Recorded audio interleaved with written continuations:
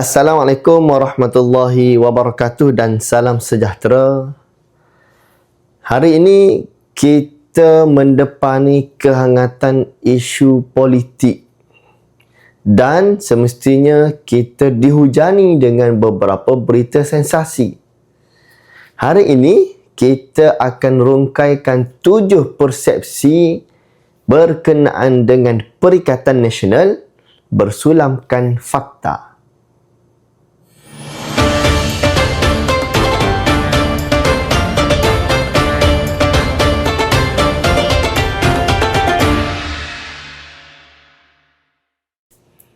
Yang pertama, mereka menyatakan bahawa PAS nak pecat bersatu daripada Perikatan Nasional. Tapi hakikatnya apa yang kita semua tahu, akhir sekali PAS bukan setakat tak bincang pun berkenaan dengan pemecatan bersatu daripada Perikatan Nasional. Tetapi apa yang dipersetujui dalam meeting tergempar Majlis Tertinggi Perikatan Nasional adalah pendaftaran masuk beberapa parti komponen yang lain di dalam PN. Yang kedua, katanya PAS ini nak mengambil kursi bersatu.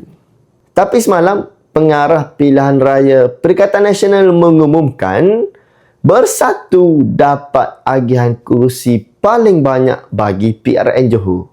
Yang ketiga, katanya PAS nak bersama dengan UMNO. Tapi apa yang kita dapat lihat sekarang, PAS masih kekal di dalam Perikatan Nasional dan ingin mengukuhkan kesatuan dalam Perikatan Nasional untuk menjadikan PN sebagai alternatif untuk rakyat. Yang keempat, katanya PAS nak sekat penggunaan logo PN. Tapi juga semalam, pengarah pilihan raya menyatakan bahawa logo PN akan digunakan oleh semua parti-parti komponen dalam Perikatan Nasional bagi menghadapi PRN Johor. Mana penyekatan logonya? Malah dengan cara ini menunjukkan perpaduan dalam Perikatan Nasional. Yang kelima, mereka cuba menggambarkan bahawa PAS ini ingin menguasai Perikatan Nasional.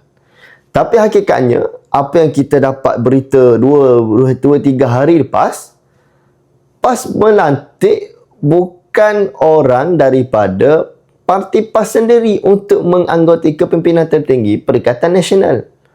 Ini menunjukkan PAS mengutamakan kesatuan parti komponen. Yang keenam, mereka sibuk membina persepsi bagi Perikatan Nasional. Tapi hakikatnya PAS sedang memperkukuh organisasi dan membina dasar agar Perikatan Nasional menjadi lebih baik. Yang ketujuh, akhir sekali, mereka cuba menunjukkan bahawa PN ini sedang berpecah. Tapi PAS mengambil inisiatif mengatur Perikatan Nasional ini supaya sekiranya ada perbezaan, kita selesaikan melalui saluran organisasi, saluran yang betul. Bukan melalui polemik media sosial. Jika ada lagi yang ingin memutar belik, mari kita tengok laporan berita 25 Jun 2026. Pengerusi Perikatan Nasional Yang Amat Berhormat Dr. Samsuri selesai menandatangani watikah pencalonan bagi semua calon Perikatan Nasional merentasi semua parti-parti komponen dalam PN. Ia dapat diselesaikan dengan harmoni. Inilah bukti Perikatan Nasional ini diurus dengan matang, lancar dan stabil.